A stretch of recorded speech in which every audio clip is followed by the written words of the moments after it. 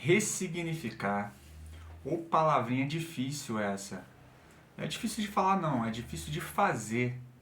A gente tem dificuldade em mudar algumas rotas, em ressignificar algumas coisas, em mudar algumas ideias que só Jesus na causa. Vou trazer alguns exemplos. Eu, por exemplo, adorava comer um hambúrguer. Tá ligado aquele podrão, que é aquele hambúrguer cheio de linguiça calabresa, bacon, molho especial. Eram dois hambúrgueres, duas carnes que tinha. Nossa, final de semana, bati a sexta-feira, então já minha mente já começa a trabalhar o podrão. Então, não posso mais.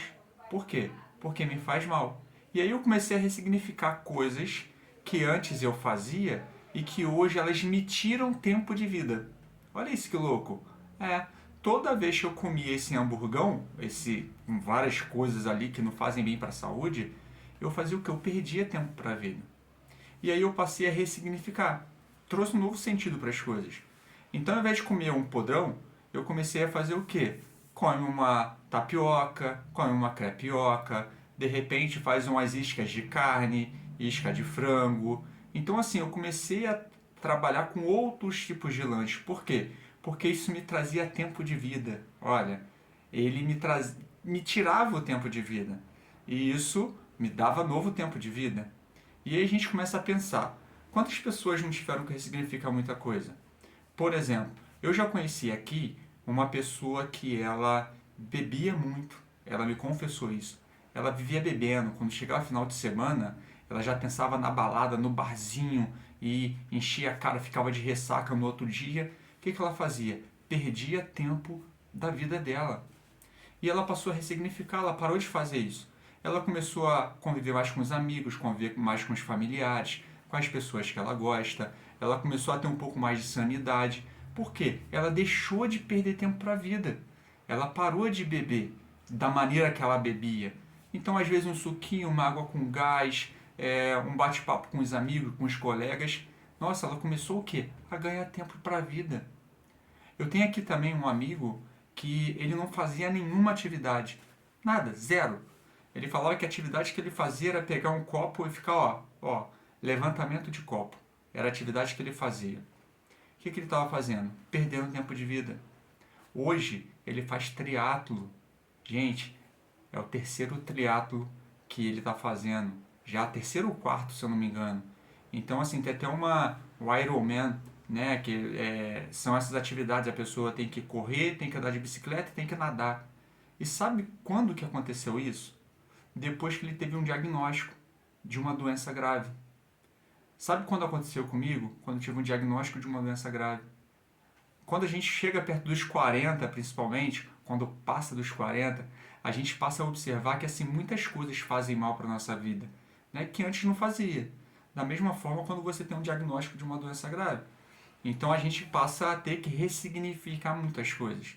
E aí todos eles são taxativos quanto a isso. No meu caso, o diagnóstico de esclerose, ele na verdade me trouxe vários significados novos, de conviver mais com as pessoas, com meus filhos, de estar mais próximo deles, de você ter uma alimentação mais saudável, porque a alimentação saudável você ganha tempo para a vida. Uma alimentação desregrada, comendo um monte de besteira, te tira tempo da vida. A pessoa que não faz atividade física nenhuma, ela perde tempo para a vida. A pessoa que ela faz atividade física, ela ganha tempo de vida. Então, todas essas pessoas, elas me falaram, a esclerose me trouxe um novo sentido de vida e uma vida mais saudável, uma vida mais feliz. E se a gente observar, preste atenção, quando eu comi o podrão lá, o meu hambúrguer, eu saciava aquele desejo que era um desejo momentâneo. Então, vinha aquela felicidade momentânea. Mas depois disso, vinha aquele vazio, aquela dor. Nossa, por que eu fiz isso? Aquele arrependimento. Quando ela bebia, enchia o balde, ficava na noitada. No outro dia, ela estava vazia de novo. Por quê? Porque tudo isso são prazeres momentâneos. Então a vida está aí para poder oferecer esses prazeres momentâneos para a gente. Só que só tem um que é capaz de preencher esse vazio e não deixar você vazio nunca mais. É um que vai te dar sentido para a tua vida. vai te dar propósito para você viver. Esse alguém é Deus. Então, Deus, e é o que eu sempre comento, né? Deus sem você, ele é Deus. Você sem Deus, você é nada. Você é um vazio. Você vive de momentos felizes e depois disso você tem um vazio novamente. Então, o que eu te convido a fazer?